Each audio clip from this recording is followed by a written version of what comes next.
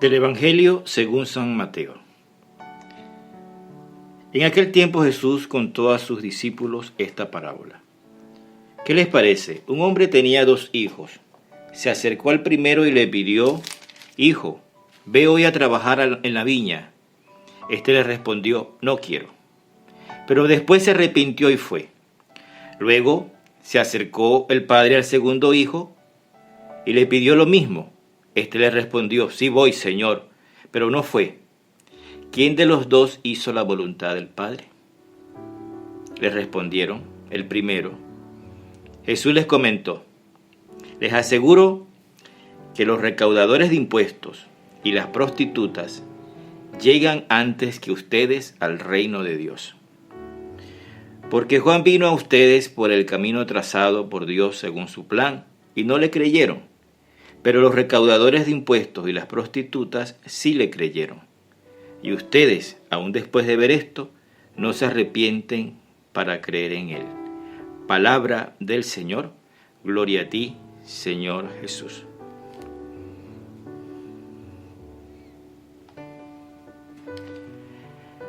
Hermanos, hemos llegado a este domingo, una vez más 27 del tiempo ordinario, domingo en el que la palabra del Señor, la palabra quiere seguir iluminándonos, llevándonos por un camino de seguridad, en la fe y animados pues en la esperanza, ¿verdad? Para que podamos vivir desde esa caridad a la que Cristo nos invita siempre.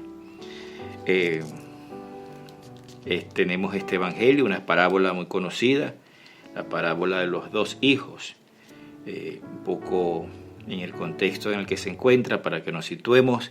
Está Jesús en su último viaje a Jerusalén, y dice el evangelista Mateo que lo primero que hace Jesús cuando realiza su último viaje a la ciudad santa es ir al templo y enfrentarse a los mercaderes y a los cambistas. Es cuando tiene lugar la expulsión de los mercaderes del templo, ¿verdad? Este conflicto que se crea Jesús con los líderes religiosos, porque no solamente eran los vendedores, los cambistas, eran los que estaban al frente del templo, los que ahora van a tener una excusa para llevarlo a la muerte.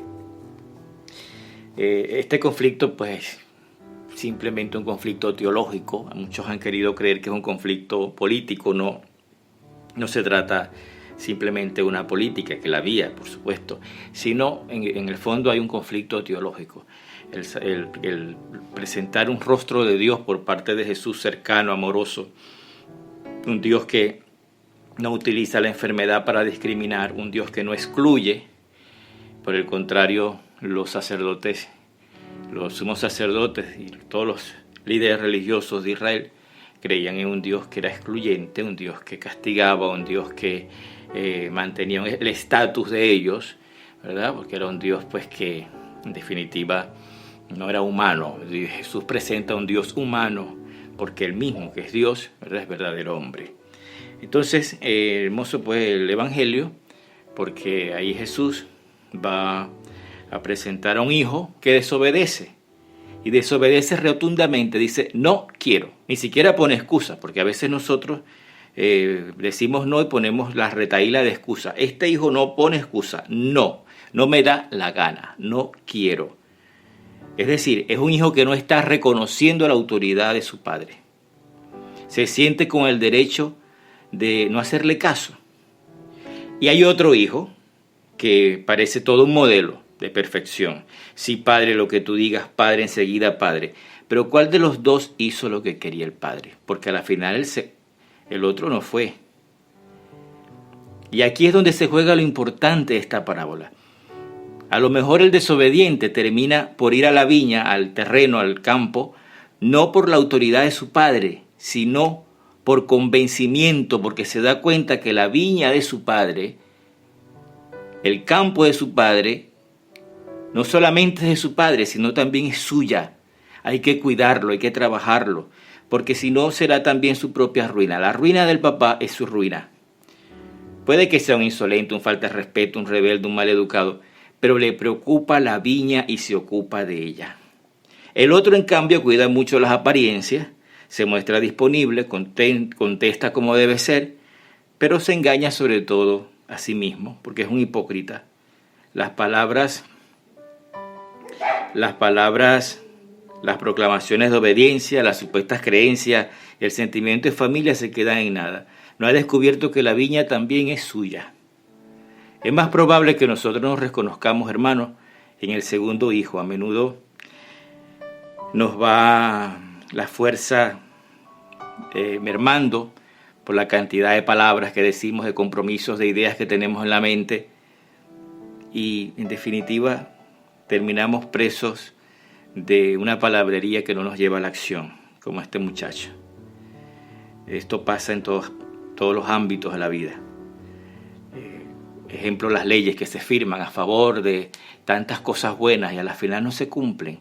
Y a la final tampoco hay ciudadanos para reclamarle a quienes han firmado las leyes su ejecución. Falta ciudadanía. ¿Por qué tiene un ciudadano que tenerle miedo a una autoridad? Porque estás reclamando sus derechos. ¿Acaso hay razón de eso? ¿Hay razón de que nos tengamos que callar ante la autoridad porque la autoridad no está cumpliendo lo que debería cumplir? ¿Porque no está gobernando a favor de sus ciudadanos? ¿Por qué tenemos que callarnos? ¿Por qué tenemos que tener miedo? No solamente es a Dios a quien debemos temer y sin embargo nos invita a no temerle sino amarle. ¿Por qué nosotros ahora estamos en una situación de zozobra, de angustia, de qué vamos a hacer, esperando a alguien que venga y nos arregle los problemas? No somos capaces de exigir, Señor, usted tiene que resolverme este problema porque para eso lo elegí. Fíjense que San Pablo nos dice hoy, no obren por rivalidad ni por ostentación, no se encierren en sus propios intereses, sino que busquen todos el interés de los demás y denme esta gran alegría. Manténganse unánimes y concordes con un mismo amor y con un mismo sentir. Si Jesús echaba mano hoy de una parábola, invitando a revisar posturas, ¿verdad? ¿Qué podemos decir nosotros hoy? ¿Qué podemos decir? Hermanos, la viña es de Dios, pero también es nuestra. También es nuestra. ¿Vas o no vas? ¿Qué le dices tú a Dios hoy? ¿Sí pero no? ¿O no pero sí? ¿O sí sí, que debería ser la actitud ideal? Que el Señor nos ayude, hermanos, en esta semana. Que su bendición nos acompañe y que su Santísima Madre nos auxilie en todo momento. Que así sea.